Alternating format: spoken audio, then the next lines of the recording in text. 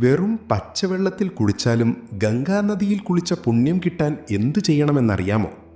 നമ്മൾ ദിവസവും കുളിക്കുന്നത് ശരീരത്തിലെ അഴുക്ക് കളയാൻ വേണ്ടി മാത്രമാണല്ലേ? എന്നാൽ കുളിക്കുമ്പോൾ നമ്മുടെ മനസ്സിലെയും ശരീരത്തിലെയും സകല നെഗറ്റീവ് എനർജിയും പൂർണ്ണമായി മാറ്റാൻ ഒരു വഴിയുണ്ട്.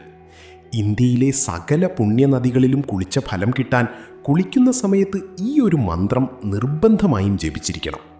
മന്ത്രം ഇതാണ്: ഗംഗേച്ച യമുനേ ചൈവ ഗോദാവരി സരസ്വതി നർമ്മദേ സിന്ധു കാവേരി ജലേസ്മിൻ സന്നിധിം കുരു. നിങ്ങൾ കുളിക്കാനെടുക്കുന്ന ബക്കറ്റിലെ വെള്ളത്തിൽ വലത് കൈ തൊട്ടുകൊണ്ടോ അല്ലെങ്കിൽ ശരീരത്തിലേക്ക് ആദ്യമായി വെള്ളമൊഴിക്കുന്ന സമയത്തോ വേണം ഇത് ജപിക്കാൻ.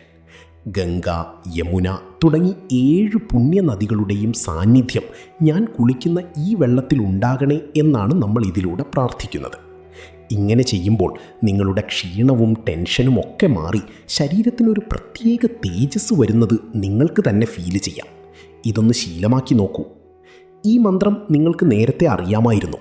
ഉണ്ടെങ്കിലും ഇല്ലെങ്കിലും താഴെയൊന്ന് കമൻറ്റ് ചെയ്യുക. അതുപോലെ പൂർണ്ണ വിശ്വാസത്തോടെ കമൻറ്റ് ബോക്സിൽ ഓം നമഃശിവായ എന്ന് കുറിക്കാനും ഈ അറിവ് മറ്റുള്ളവരിലേക്ക് ഷെയർ ചെയ്യാനും മറക്കല്ലേ.